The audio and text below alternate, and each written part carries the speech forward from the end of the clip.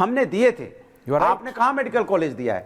कब से तो आप सीट बढ़ा रहे बढ़ा रहे, इतना ही जनता ऐसे जिता रही है। आपने देखा हॉस्पिटल की व्यवस्था, बारिश में पानी टपकता है, पानी चूता है, और जानवर कई बार आपके हॉस्पिटल में पाए जाते हैं घूमते हुए। आपको भी कितनी बार आपने देखा होगा इसको। ये इनकी व्यवस्था है, हेल्थ व्यवस्था इनकी ऐसी है, वो हमें कहने की जरूरत नहीं है। स्ट्रेचर ही प्रोवाइड करवा दीजिए, समय से मरीज का इलाज हो जाए, वही बहुत बड़ी बात है। स्ट्रेचर तक तो आप समय से प्रोवाइड नहीं कर पाते, डॉक्टर समय से पहुंच जाए, यही बहुत बड़ी बात है। सवाल है भारतीय जनता पार्टी की हवाई जो ढोल है ना, ढोल में पोल, ये बजाते हैं, आवाज तेज करते हैं, कुछ नहीं कहीं। आप बताइए कौन सा एक्सप्रेस वे, सारी रोडें तो हर 4 लाइन को, डिस्ट्रिक्ट के 4 जो हेडक्वार्टर को किसने जोड़ा 4 लाइन से? Samajwadi party. Samajwadi party Purvanchal express way भाई किया सब कुछ समाजवादी पार्टी। देखो अभी आप 11 से 14 तक बोले हो, अभी आप 5 मिनट बोले, अब आप सुनो। बनाया ये शलभ मणि त्रिपाठी। देखिए अनुराग भदौरिया को मैं डिसाइफर कर चुका हूं, तो नहीं अभी बोले, अभी कितना, अभी 4-5 मिनट बोले। अभी रत्नाकर जी है, सतीश जी है, रिलैक्स भाई। यूपी में जो हुआ है सब कुछ समाजवादी पार्टी ने किया है, ये नहीं हुआ है। नहीं, लेकिन गलती इतनी है कि जनता इनको वोट नहीं करती। आपने ताना सरकार को, अब नहीं जनता इनको, भैया बोलने दो, किसी के तानने से कोई फर्क नहीं पड़ता जब तक जनता नहीं तानती। भदौरिया साहब वापस आऊंगा, रिलैक्स। नहीं वापस आऊंगा, रिलैक्स।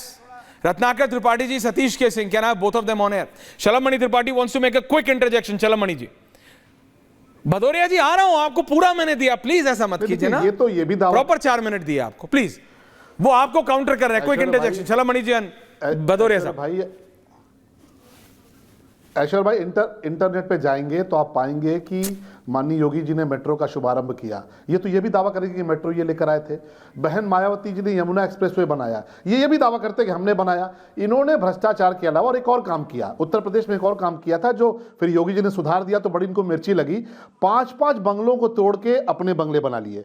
मुख्यमंत्री के लिए बंगले बन गए, उनके परिवार के लोगों के लिए बंगले बन गए। एक नया नियम बना दिया गया कि मुख्यमंत्री के लिए बंगला होगा, उनके परिवार के लोगों के लिए बंगला होगा। योगी जी ने आते वो भी खत्म कर दिया, कहा नहीं किसी के लिए कोई बंगला नहीं होगा, चाहे वो पूर्व मुख्यमंत्री हो, चाहे कोई भी मुख्यमंत्री, कोई बड़ा नेता रहा हो। तो ये जो भी किया अपने परिवार के लिए किया, जितना भी काम किया अपने लोगों के लिए किया, बाकी कुछ नहीं किया। यही कारण है कि आज 9 वर्ष से उत्तर प्रदेश की जनता ने एक ऐसे नेतृत्व के हाथों में कमान दे रखी है।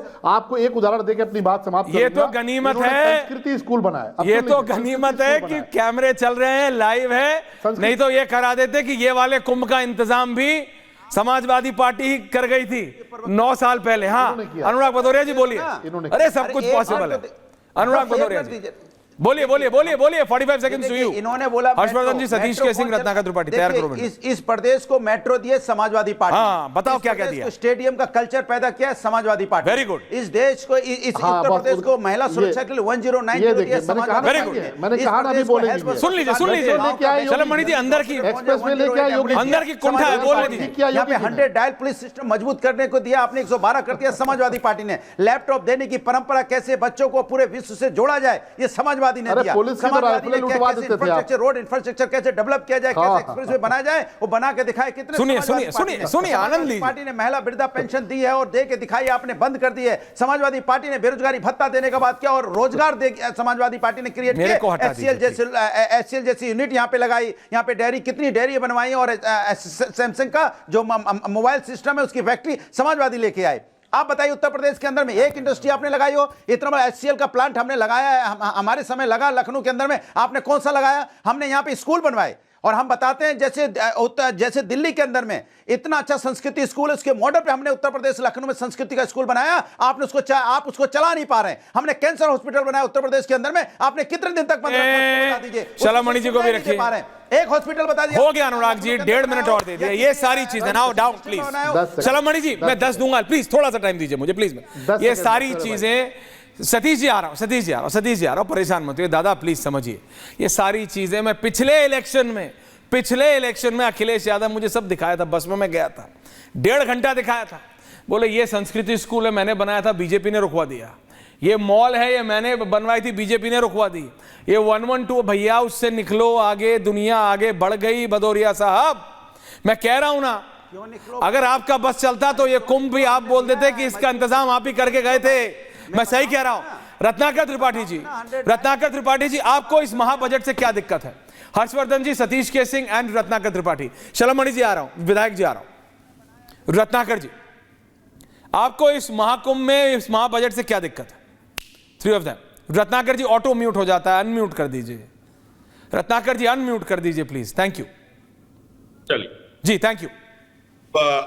मुझे लगता है उतनी शालीनता आप दिखाएंगे जितना आपने बाकी लोग में दिखाई, हर्षवर्धन जी में और शलभ मणि में। जी प्लीज बताइए। तो सीधी सी बात, पहली तो मुझे बजट के प्रेजेंटेशन में सुरेश खन्ना जी ने जो बोला ना, जिस दिन से चला हूं मेरी मंजिल पर नजर है, आंखों ने कभी मील का पत्थर नहीं देखा, तो मुझे लगता है कि योगी जी से कुछ उनकी लड़ाई है।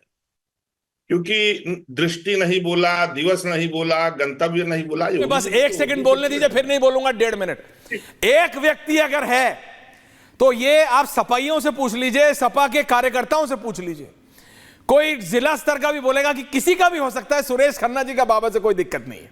ये मैं आपको बोल रहा हूं, ये तो सपा वाले भी बोलेंगे। आप मुझे बताइए, ये तो सपा वाले भी बोलेंगे। बोलिए बोलिए बोलिए, continue. Harshvardhan ji can back me on this. किसी का भी किसी से करा दीजिए, सुरेश खन्ना जी का सॉर्टेड है। कठमुल्लाओं की भाषा है। हाँ बोलिए। बात तो सुन लीजिए। हाँ बोलिए बोलिए। उर्दू कठमुल्लाओं की भाषा है।